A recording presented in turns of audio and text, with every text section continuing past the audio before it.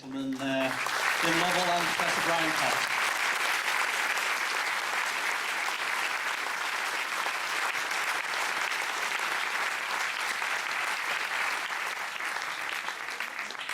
Thank you. The main aim of this session is for you to ask Jim questions. I should say we were a little bit late because we were discussing the thermodynamic arrow of time and I was drawing diagrams in special relativity, but we're not going to talk about that. I thought I'd just get things moving with the first question. And you described beautifully the skill as an aviator that you required when you were flying, particularly Apollo 13, but also navigating Apollo 8 and flying that vehicle. And I thought it was wonderful as you described the centre of mass being off and you had to relearn to fly. So how important was it to you that you were a test pilot before becoming an astronaut? It seems to me that was essential in getting Apollo 13 back. Actually, in the beginning of NASA, which was essentially in a new era, a new medium, they needed people that had been used to testing things, testing airplanes, and to make sure that they could do that. So this type of individual, I think, was the type that could easily go back into the extension of spaceflight and taking his experiences flying airplanes and looking at problems that going on, because in the beginning it was all research and development. Today, for instance, the International Space Station, the people that go up there are not essentially people that had always had the ability to be in the aerospace industry. I mean, we've had visitors up there. We've had, you know, in the early days we've had congressmen go up there. And today we have some people that are just going up to the visit. So I really think, though, the type of individual that that it likes to be an astronaut is a person that sort of lives on the edge a little bit. Yeah, well, you said to me the other day, we were talking about your test flying career. So you test flew the Phantom, didn't you? And you had to get that onto aircraft carriers. And so of all the dangerous or challenging situations you've been in, is Apollo 13 the most challenging, or is it in fact I don't know, a flame out in a Phantom trying to get it onto an aircraft carrier? Actually, for being dangerous, of course, when the explosion first occurred in Apollo 13, we didn't know what happened. But as the percentage of going higher and higher, of getting back successfully, there is a crossing point where landing on an aircraft carrier and getting back probably cross each other. And so, yeah, I think the night landings, I was a night fighter pilot aboard an aircraft carrier where we still had the straight decks rather than we adapted the British angled deck in the beginning. And it was very challenging at night with some of the rudimentary electronics that we had. And so that landing and building up to taking that challenge and accepting it, I think really helped me out into the problem of Apollo 13. And my final question before I take questions from the audience is, I know that I think yesterday you mentioned, I don't think you mentioned it today, that you felt Apollo 8 as a flight, as a successfully completed flight was the highlight of your career. You spoke beautifully about that challenge. Yes, it was. Apollo 8 was really the one flight that I look back on most as the high point of my career. To be one of 3 people to go to the moon.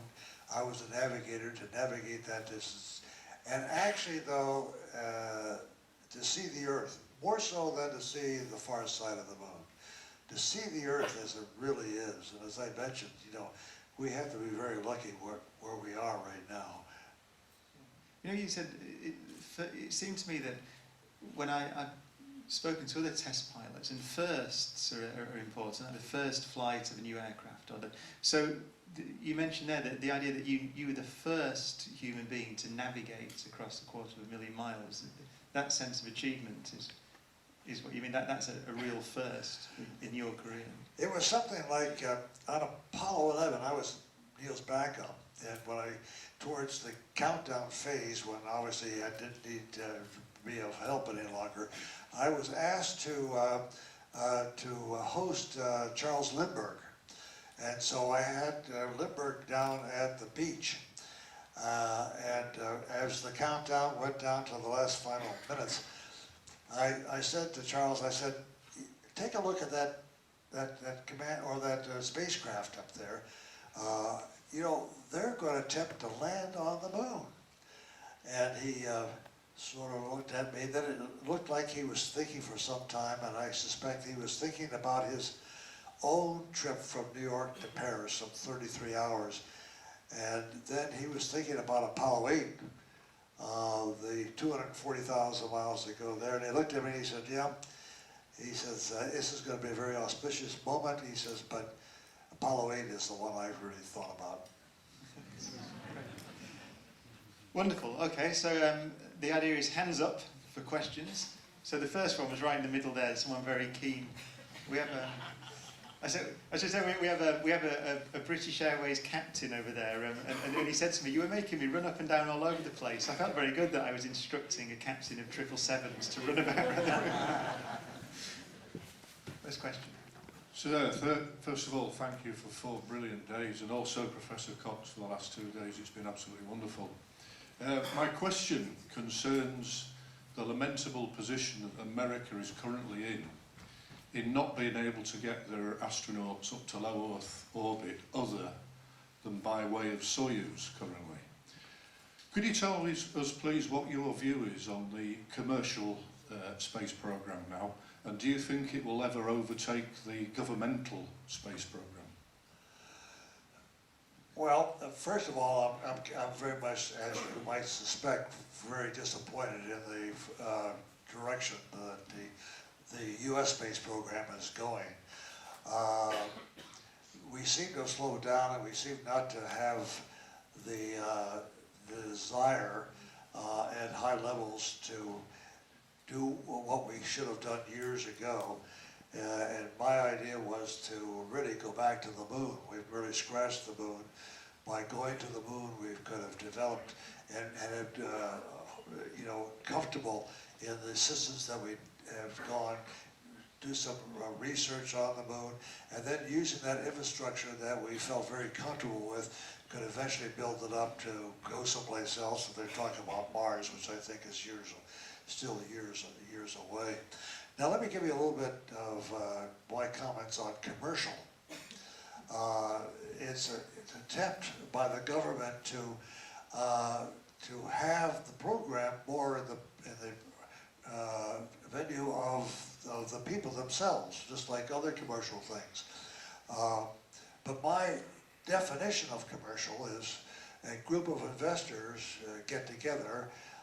They determine they have a product that they would like to sell, and so they get the money in, they invest the money, they design, they plan, they build, and they test this product, and then they sell it on the open market. Now let's take a particular company like SpaceX. They have a Falcon, and they thought about it, and they had the ability to start building their Falcon boosters. Owen Musk put in, I think, about $100 million to develop the first Falcons. But the government put in $200 million to continue the investment of building up the boosters. And so it is not really commercial in my definition. It is something that the government is still doing. The bad side of that is that you sort of lose control of the development if you don't have government oversight. And so do we do that? Can SpaceX, for instance, is one of the companies, that's only one of them, can they have the development with enough safeguards, with enough oversight that they can have the commercial advantages. And then again, once they develop all this, of course, what do?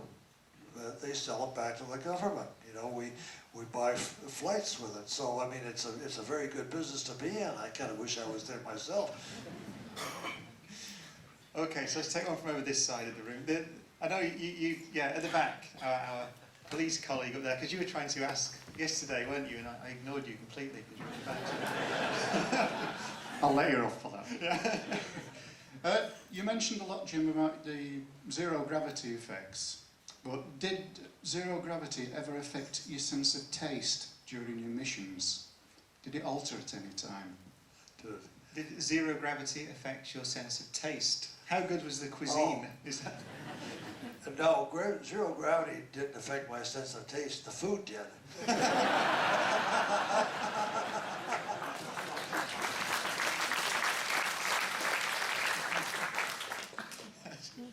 Okay, so is there? We've got any on that side. Let's go. All right. Okay, right at the back there. Oh, wait for the microphone. How did it feel to be one of the first human beings to see the far side of the moon? Well, I was very honored to see the far side. As you know, we had pictures of the far side by the time we got there live, and so we fairly well knew, you know, what it was going to look like. As a matter of fact, we had some charts already done by some unmanned spacecraft. As I mentioned, the Russians were the first, but then the Americans put some around and were able to show charts. One thing that's kind of interesting, we had one of these beginning charts of the far side, and Bill Anders was the designated photographer, and he also said that, well, I'm going to name these craters as we go around. Being there, you know, we're the first ruin to explore. So he named all the craters, you know, basically, you know, American naturally. And then he submitted it to the International Astronomical Union. And they very bluntly said, no, no we're going to name them after all the countries. So that's exactly what happened. Okay, let's take one in the middle, maybe there. Yeah, with the blue shirts on, maybe.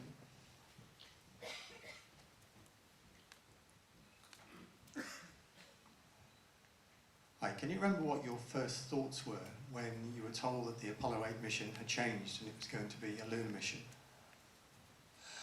Yes, we were in Downey, California, going through testing of the Apollo 8 that was going to be an Earth orbital mission, testing the lunar module.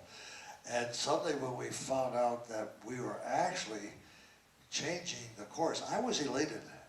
I don't know why, I guess I didn't realize the danger that was involved, but I thought, you know, I've only been on Apollo, been around the moon, or around the Earth twice, 2 Gemini flights, so I've, you know, 300 some odd days going around in Gemini, and I thought a change is really going to be fantastic.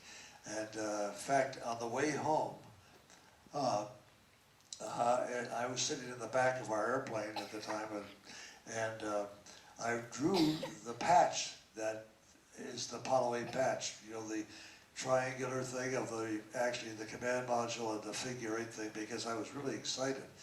I got home and told my wife, and she said, what?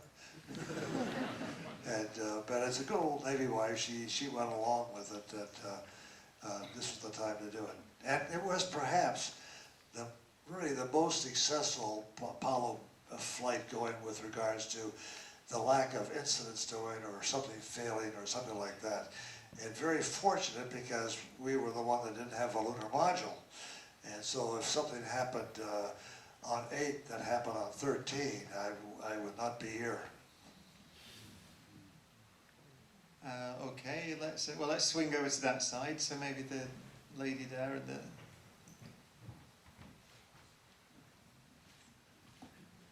Jim, given your experience of the missions that you've done, is there anything looking back that you would have done differently or made a decision differently? What was it? Did you? Oh, is there anything that you would have done differently given the missions that you've Oh, done? no, as a matter of fact, what we did on 13 was something that was a group effort.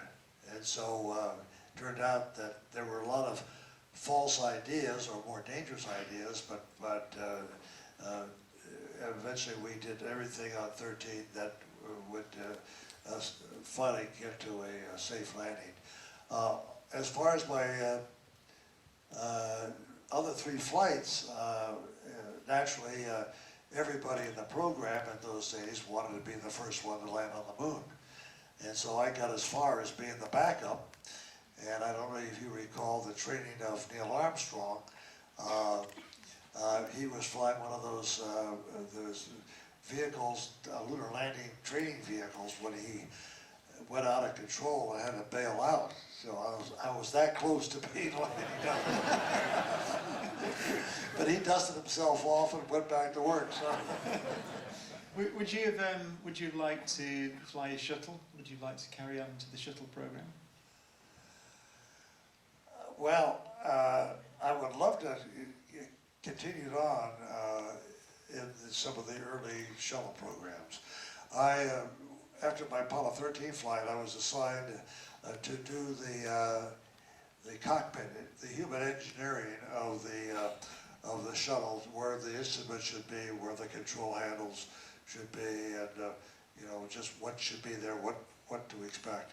But that's as far as I got by that time. And of course, there's younger people coming in all the time, and so I knew it was time to move on. Although John Young took the first one up, didn't he? He's older than you, isn't he, John Glenn, John Glenn was actually did his second flight because, you know, being the first, and then he always had an idea that he'd want to go back into space. But of course, he left the space program, and he became a senator, and he was a senator for a long time, and he was a senator during the Clinton administration.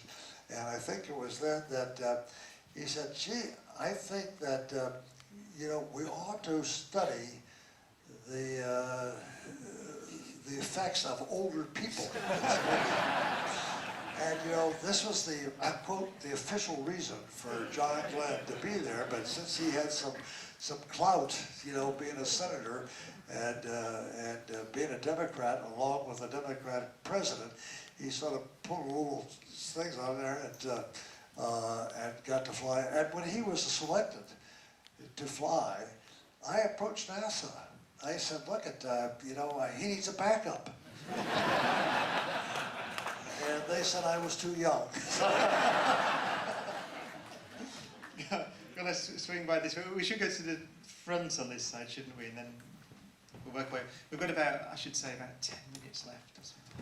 Thank you. Coming back to a couple of things you talked before about accidents, thinking of spaceship to the shuttle program, what do you think is an acceptable level of risk in manned spaceflight? What's the next thing that... What do you think an acceptable level of risk is? Oh, well, there's always risk in spaceflight.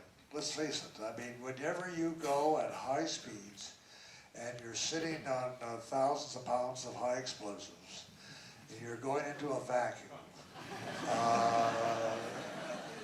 and you're going to be far away from the Earth itself, there's risk involved.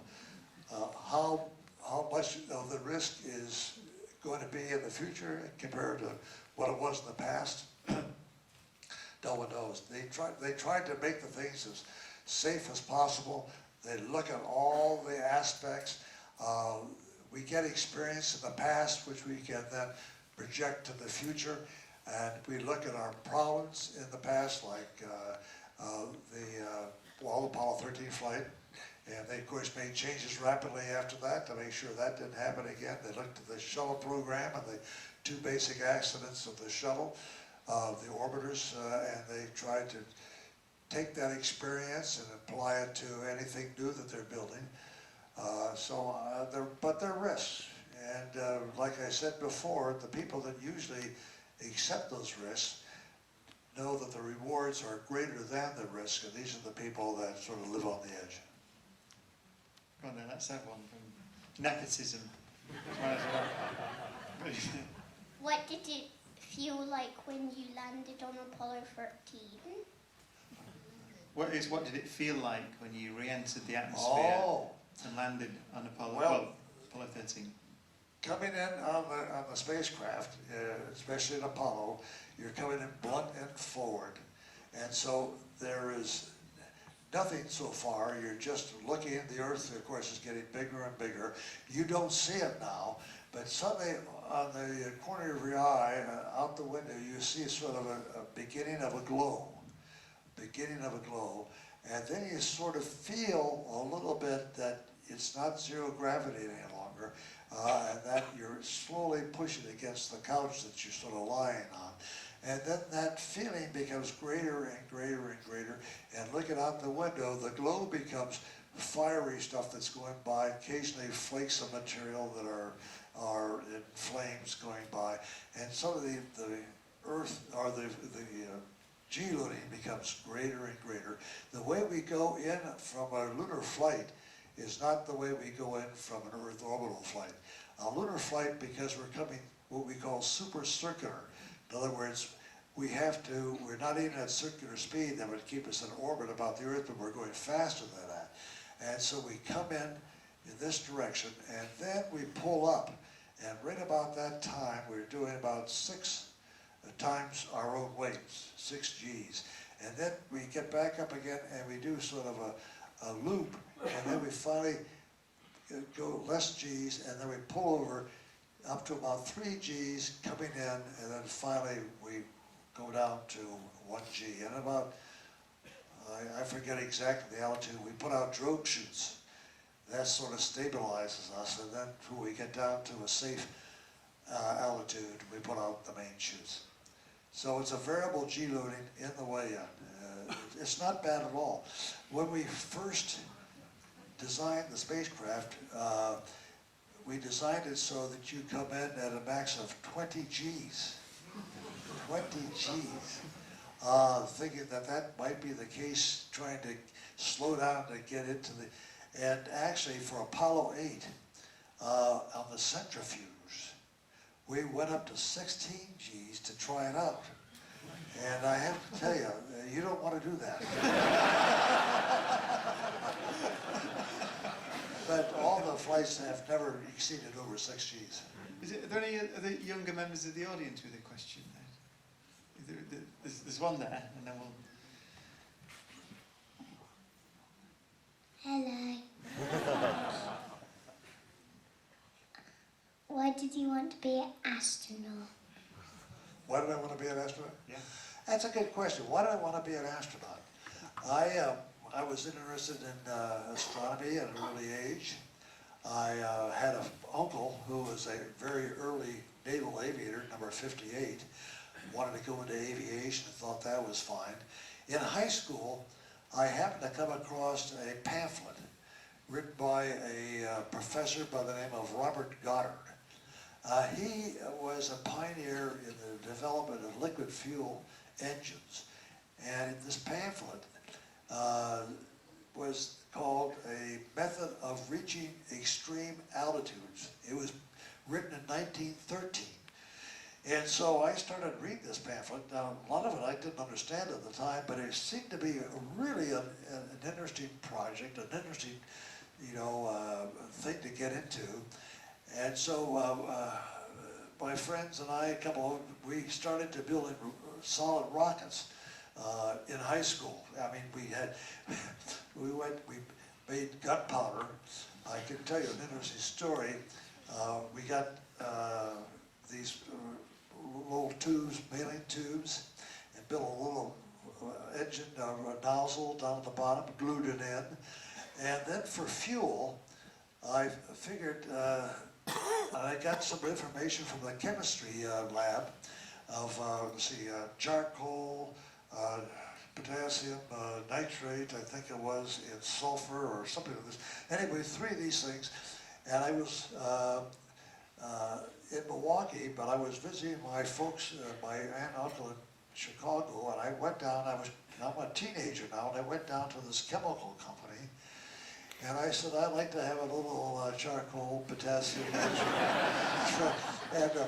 and this company sold chemicals by the carload, you know. and then they said, why do you want these? And I said, want to make rocket fuel. And they said, do you know this is gunpowder? And I said, oh, I didn't know that.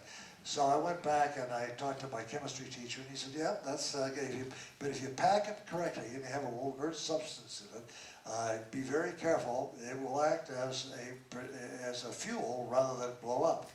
So we made our first one, built it up, did it all fine, out in a yard, out along grass a long way. And we had, as a guidance, we had a long stick at the end of it, and so that it would sort of guide up. And to light it off, I wore a welder's helmet. You know those welder's helmets. And I also had some, what was it, not a nozzle, what's the word I want to use that you suck with? A straw. A straw. And I packed the straw with gunpowder, and I put it into the nozzle, into the area, and then the other fellow stayed back, and I ran very diligently, and I lit the straw, it started, I ran away.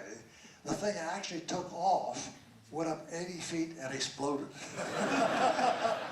And so I learned the hard way about rockets. But I was very interested in rockets from a very early age. I was going to say the FBI would be interested in you today. Right, so we've got about 3 more questions. We'll do one from that side, one from the middle, one from the end. So we'll take that side first, and we'll move across. So someone in there, you choose one of those hands over there, and then we'll do one from the middle, one from the end, and then we've run out of time. Just want to say a big thank you, sir, for joining us today. But it's reported that your call sign at Naval Test Flight School was shaky, given to you by Pete Conrad. After your manual flight of Apollo 13, were you able to go back to him and ask him to change it? And are you able to share with us why it was shaky? That name keeps to follow me around. This is 2015. It still comes up. No, I didn't. It came about because he was flying wing on me one time after we just finished survival training in the desert. And we hit a thunderstorm, and he was wobbling back and forth, and of course I was going back and forth. And ever since that time he called me shaky. And then when he went on a round-the-world tour in Russia, he said, you know, I was with Shaky, and the Russian said, yeah, we got one too.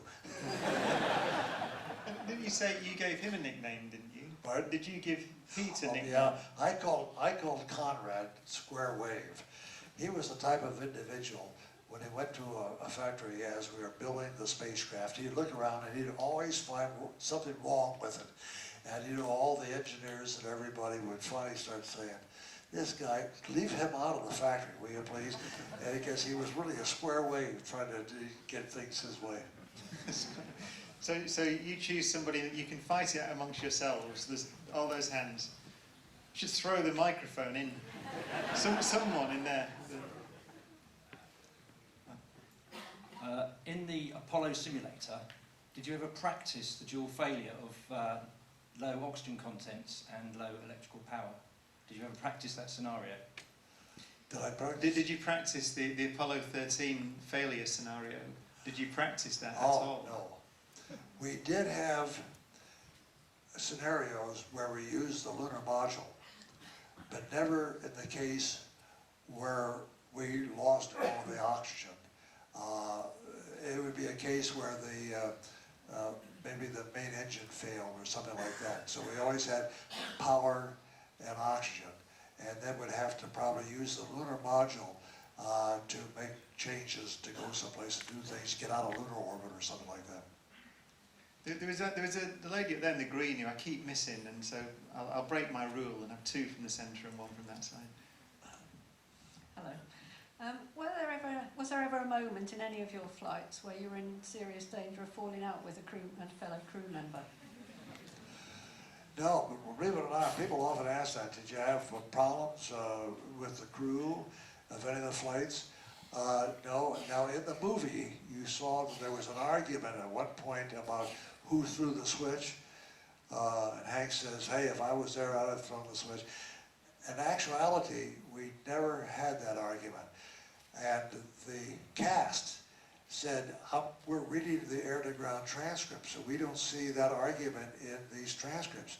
And the crew itself, I talked to Ron Howard, I said, this wasn't true, we didn't do this. And Howard said, I can't show anxiety and fatigue just by showing a man's face with perspiration coming down. I have to have an oral confrontation. And I said, well, okay, put it in. But that was the one thing in the movie that was not true. There wasn't any argument at all between the three of us or on any of the flights that we had, because going into space was such a unique adventure. Even if you hated the guy, for the length of time that we were flying, we'd be best of friends.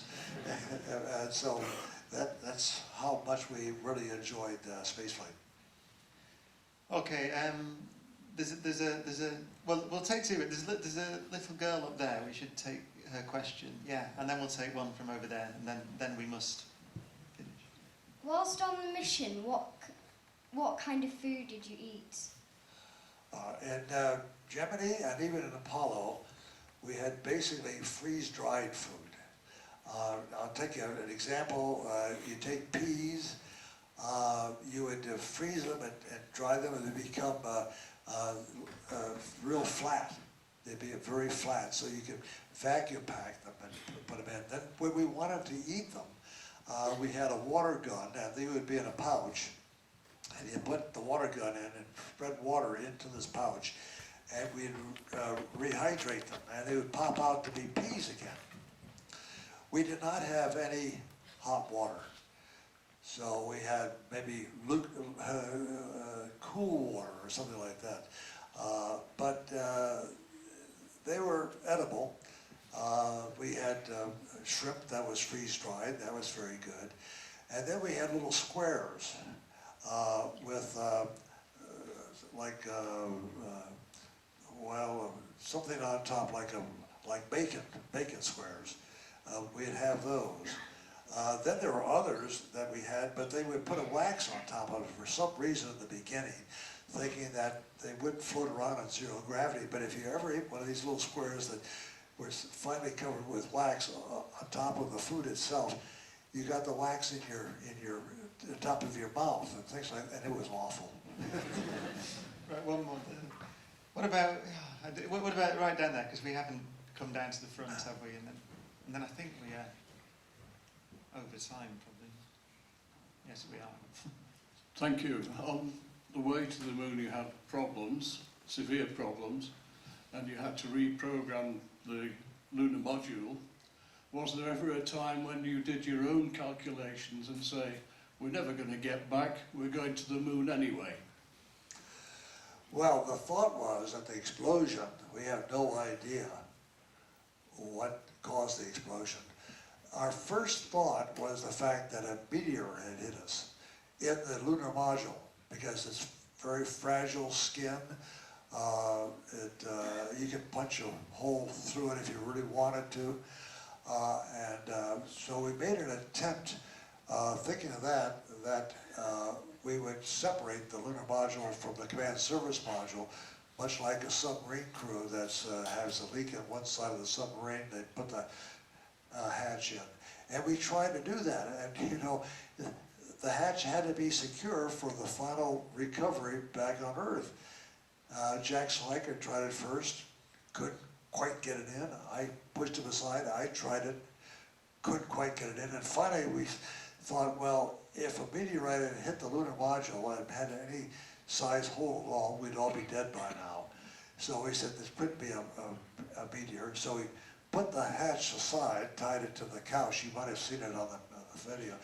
And then we thought what the situation was, but it wasn't until I went to the side window, and I can't tell you today why I looked out the window, but when I saw this gaseous substance escaping and looking at the quantity gauges and saw the significance that we were in deep, deep trouble. And in the beginning, the odds were very low, maybe 10%, and we felt that way. But we're here. Our job is to find out what went wrong, and so we vowed that if we communicate as long as possible to try to give information to Mission Control so that the next flight could be better prepared to handle anything like that. But as the time went on, and as one crisis came up at a time, and we were able to overcome that crisis, much like getting rid of the carbon dioxide or getting back on the proper course, then the percentages went up, all the way up until hopefully those 3 parachutes would come out. And so when the ship hit the water and we did continue to sink, we had it made. Okay, well, very sadly we've run out of time, so I'm sure we all want to thank Captain Lovell again. Superb.